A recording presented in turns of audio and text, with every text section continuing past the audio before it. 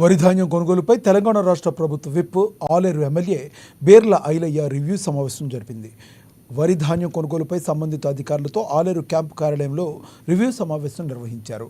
ఈ సమావేశంలో additional collector, ఆర్డీఓతో పాటు ఇతర జిల్లా స్థాయి, నియోజకవర్గ స్థాయి అధికారులు పాల్గొన్నారు. సన్నధాన్యం కోసం ప్రతి మండలంలో 3-4 సెంటర్లు ఏర్పాటు చేసి సుమారు ఆలయం నియోజకవర్గంలో 22 సెంటర్లను సన్నధాన్యాన్ని సపరేట్ ఏర్పాటు చేయడం జరిగింది.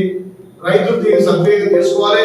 ఏ రైతు కూడా ప్రైవేట్ లో కానీ దళారులకు మోసపోద్దని ప్రభుత్వం మీకు భరోసా ఇచ్చి ఎంఎస్పీకి 500 కలిపి 2820 రూపాయలు ఇస్తున్న సందర్భంలో ఇలా రైతులు చైతన్యం చేయడం కోసం ప్రభుత్వం నుంచి అన్ని రకాల ఏర్పాటు చేసి సెంటర్ల దగ్గర ఏర్పాటు చేయడం జరిగింది.